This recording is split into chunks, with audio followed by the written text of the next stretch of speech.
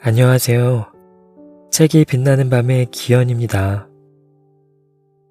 오늘 소개해드릴 책은 김수민 작가님의 그렇다면 나를 응원할 수밖에 라는 에세이입니다. 먼저 잠깐 작가님을 소개하자면 대학교에서 신문방송학을 전공한 후에 가전회사에 취업해 근무하다가 2년이 채 안 돼 퇴사합니다. 오직 그림을 그리며 살고 싶다라는 생각으로 말이죠. 특히 종이컵 예술가라고 불리며 종이컵을 활용한 작품들이 많은데요. 단순히 종이컵에 그리기만 하는 게 아니라 찍고 구기고 접고 하는 기발하기까지 한 작가님의 작품을 한번 찾아보는 것도 재미있을 듯 합니다. 이 책은 작가님이 미술 비전공자로서 그림의 길을 걷게 되면서 겪었던 여러 가지 일들을 담고 있습니다. 요소 숨어있는 웃음 포인트는 제 개인적으로 굉장히 재미있었습니다.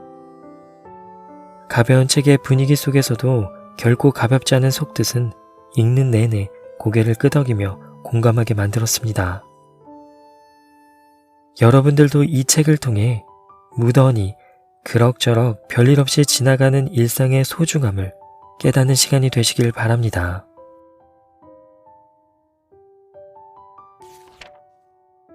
별일 없이 산다.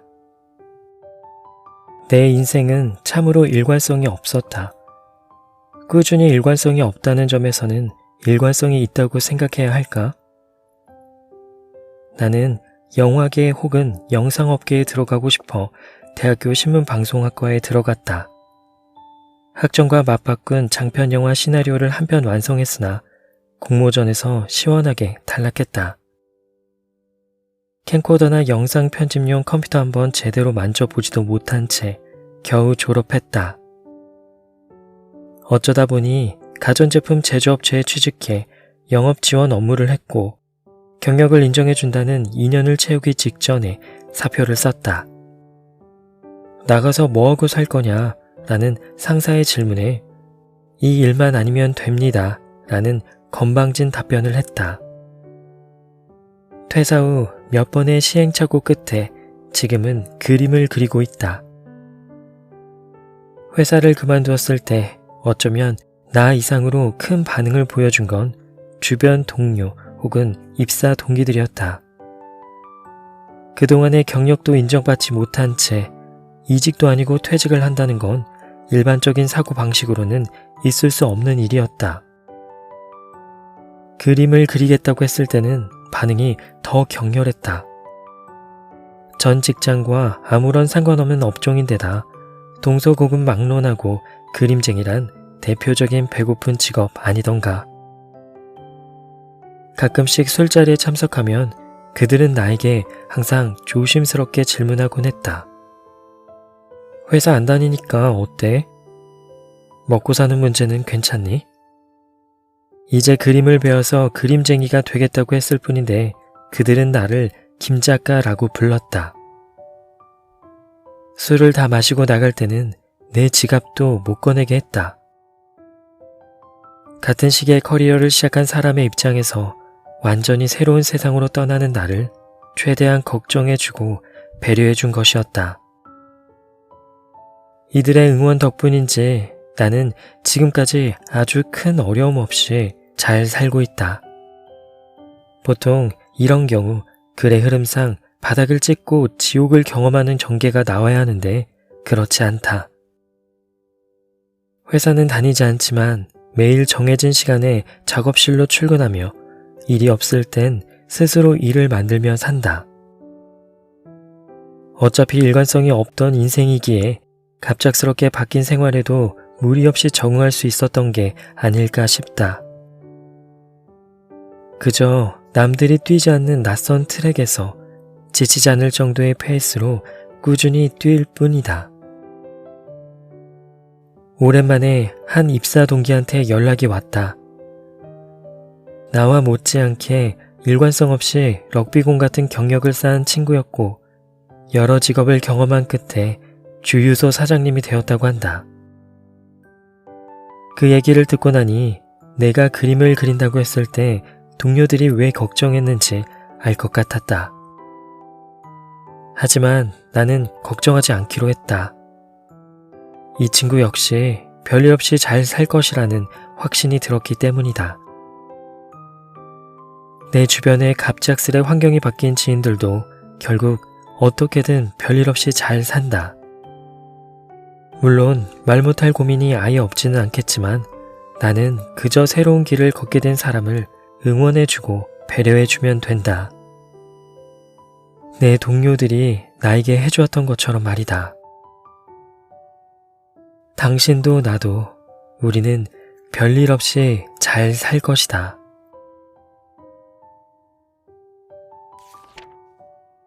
간절히 원하지 말아요.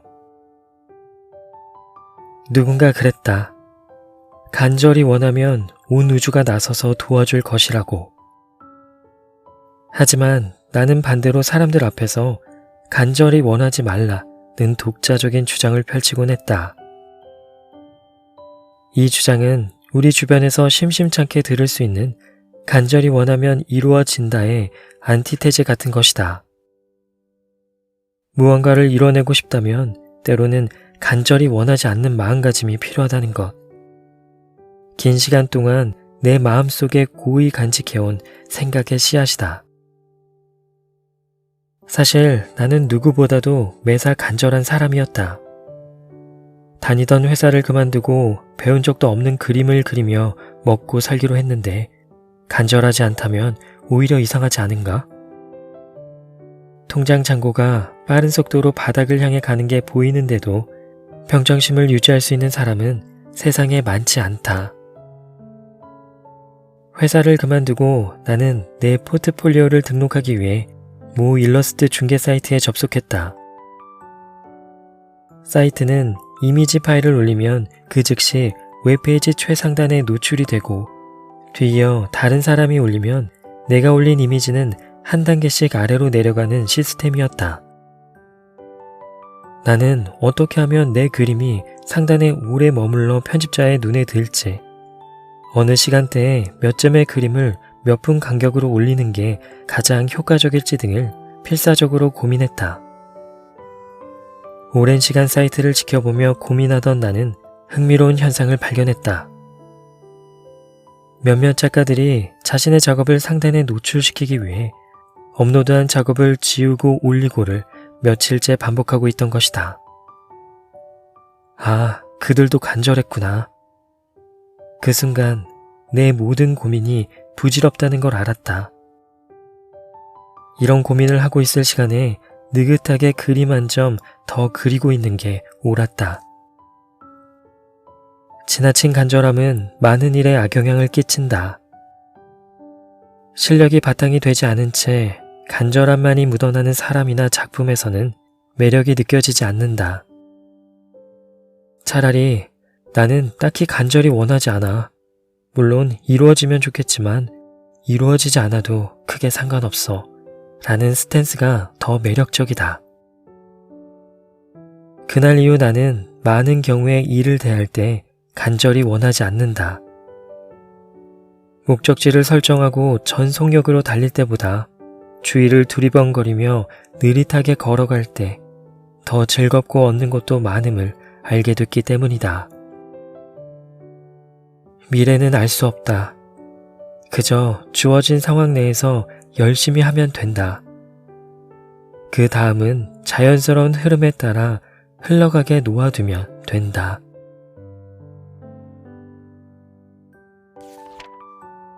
현실을 잊고 싶을 때. 너 요즘 무슨 게임해? 친구들끼리 모여 수다를 떨다 보면 자연스럽게 이런 질문이 오간다. 애초에 게임을 하는지에 대한 질문은 가볍게 건너뛰는, 답변을 뭐라고 하냐에 따라 하루 종일 이야기할 수도 있는 주제다. 하지만 나는 이 질문을 던진 사람을 한순간에 조용하게 만들 수 있는 마법의 답변을 알고 있다. 나 요즘 지뢰 찾기에. 지뢰 찾기는 한때 윈도우 컴퓨터를 사면 카드놀이와 함께 기본으로 설치되어 있었다. 숫자 힌트만을 바탕으로 지뢰가 있을 것으로 예상되는 곳에 안전하게 깃발을 꽂아 지뢰를 걷어내는 초간단 게임이다. 마우스 좌클릭과 우클릭이 서툰 PC 초보자들을 단련시키기 위해 기본 탑재된 게임이라는 설이 있다. 이제는 다들 클릭을 잘한다고 판단한 듯 최신 윈도우에서는 설치가 되어 있지 않고 별도의 다운을 받아야 한다. 한때 하루 대부분의 시간을 멍하니 지뢰찾기만 하던 시절이 있었다. 사귀던 여자친구와 이별하고 취업이 안 돼서 우울하던 때였다.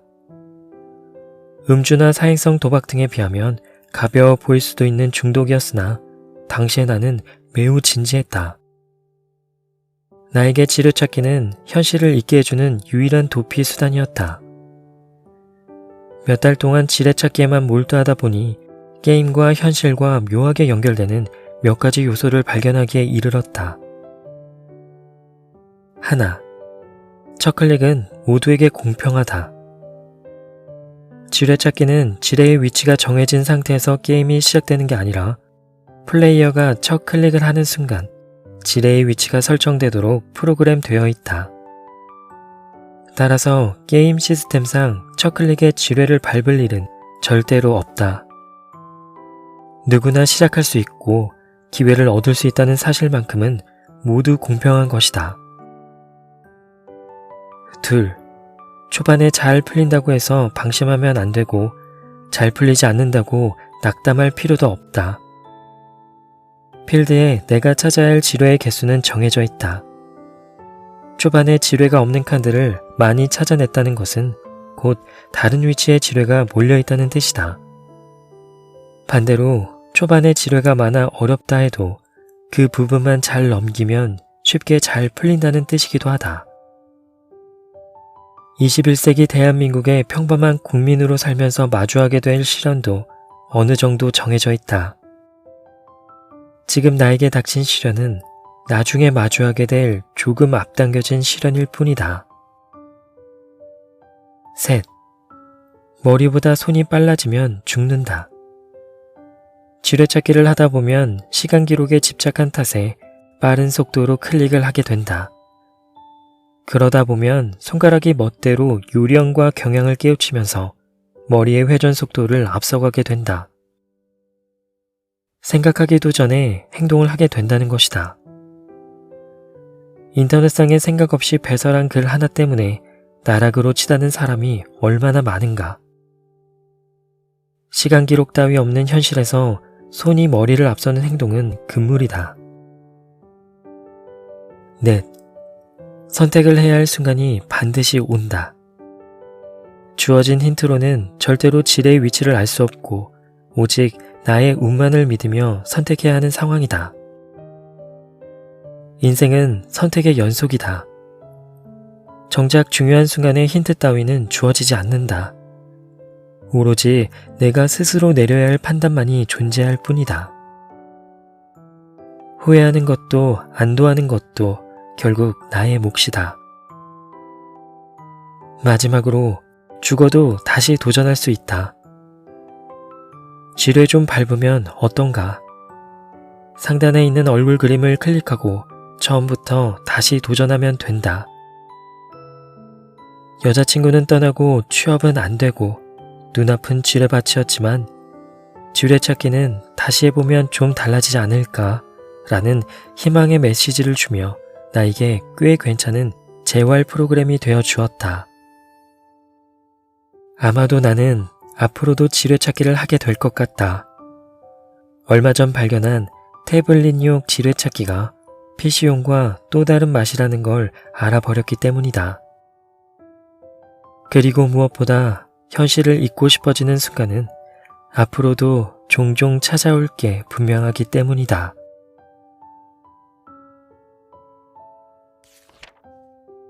낡은 건물을 찾아서. 서울 서부역 인근에서 작업실 생활을 하던 무렵 작업실 근처를 산책하다가 우연히 한 건물을 발견했다. 주변 고층 빌딩에 비하면 많이 작고 낡은 건물이었으나 오히려 그들보다 더 강렬한 위용을 자랑하고 있었다. 잠깐만. 어디서 본 적 있는 건물 같은데? 그 건물이 현존하는 한국 최고령 주상 복합으로 알려진 서소문 아파트였다는 사실을 안 것은 그로부터 한참 후였다. 건축에 대해서 아는 것은 없으나 나에게는 그저 하염없이 바라보고 싶은 건축물의 취향이 존재한다. 바로 낡은 현대식 건물이다. 현대식이어야 하고 멋스럽게 낡아 있어야 하며 현역이어야 한다. 서소문 아파트는 1971년도에 지어진 건물임에도 여전히 현역이라는 점이 놀랍다. 평일 점심에는 인근의 수많은 직장인들이 한 손에 커피를 들고 그 앞을 지나는데 그 광경이 전혀 어색하지 않고 오히려 힙하게 느껴진다. 게다가 건물 주제에 사진빨도 굉장히 잘 받는다. 아마도 가로 길이가 115m에 육박하면서 곡선 모양으로 지어졌기 때문일 것이다. 몇 주 후 이 건물 앞을 다시 지나게 되었을 때 이번에는 건물 내부로 들어가 보았다. 옛날 건물 특유의 좁은 계단폭과 계단 높이, 낮은 천장이 깜찍하다. 1970년대에 지어진 건물은 4층이 아예 존재하지 않는다고 들었는데 과연 3층의 위층은 5층이었다. 예스러움을 간직하면서도 여전히 기능하고 있는 건물을 보면 감동마저 밀려온다.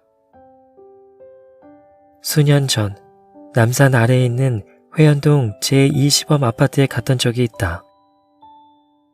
1970년에 완공된 서울 근대화의 상징이자 유승환 감독의 영화 주먹이 운다의 촬영지가 되기도 했던 서울의 대표적인 시민 아파트였다.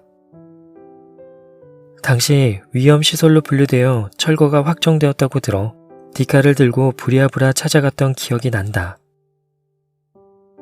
오래된 건물을 마주할 때는 세상의 풍파를 모두 겪은 노인을 대하는 듯한 기분이 든다. 그는 과묵하다.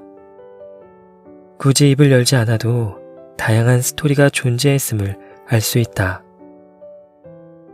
자주 인사드리러 가면 어쩌면 나한테만 옛날 이야기를 하나 투척해 주실지도 모른다는 생각마저 들게 한다. 그 후로 나는 해외여행이든 국내 여행이든 내 기준에서 멋진 건물들을 찾아다니는 게 취미가 되었다. 수년간 한자리에 우직하게 현역으로 존재하는 건물을 바라본다는 것은 훌륭한 사람을 만나는 일만큼 기분 좋은 일이다.